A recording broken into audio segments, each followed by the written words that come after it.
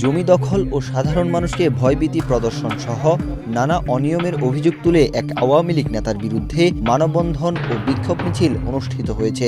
মুন্সিগঞ্জের সিরাজদিখান উপজেলার আওয়ামী লীগের উপদেষ্টা হিসেবে পরিচিত আলী হোসেন লাবুর বিরুদ্ধে এ বিক্ষোভ সমাবেশ অনুষ্ঠিত হয়।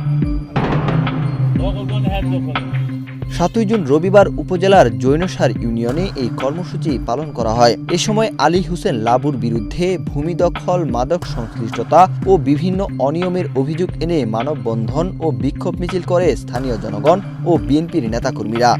এভাবেই কোটি কোটি মানুষের ঘরে দেশ জুড়ে ফ্রিজ একটাই, ওয়ালটন। মানববন্ধনে অংশগ্রহণকারীরা লাবুর বিরুদ্ধে দীর্ঘদিন ধরে এলাকায় ভূমি দখল, সাধারণ মানুষকে ভয়ভীতি প্রদর্শন এবং বিভিন্ন অপরাধমূলক কর্মকাণ্ডে জড়িত থাকার অভিযোগ তুলে ধরেন। বিক্ষোভে বক্তারা দাবি করেন, বিগত আওয়ামী লীগ সরকারের আমলে আলী হোসেন লাবু এলাকায় প্রভাব খাটিয়ে মানুষের জমি দখল সহ নানা অনিয়ম করে আসছিলেন। সম্প্রতি থানা ভাঙচুর ও জুলাই আন্দোলনের ছাত্র হত্যা মামলায় কারাগার থেকে জামিনে মুক্ত হয়ে এলাকায় এসে শক্তি প্রদর্শন এবং স্থানীয়দের হুমকি ধামকি দিচ্ছেন বলেও অভিযোগ করেন তারা। 17 বছর অনেক অত্যাচার করছে আমাদের, এখন মনে করেন অত্যাচার করে, গাড়ি নিয়ে আসে, এখানে জুলুম করে আমাদের সাথে।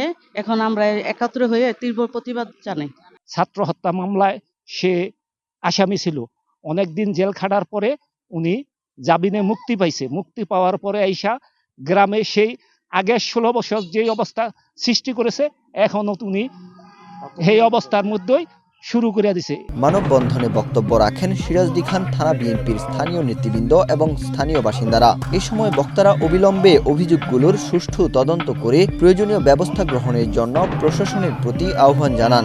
অন্যথায় আরও কঠোর কর্মসূচি দেওয়ার হুঁশিয়ারি দেন তারা। এই আলী হোসেন লাবু উনি বিভিন্ন ধরনের অপকর্ম এই গ্রামে সংগঠিত করেছেন, বিভিন্ন জায়গা জবরদস্তি করে দখল করেছেন, দখলবাজিতে উনি এলাকার পরিবেশ বিনষ্ট করছেন।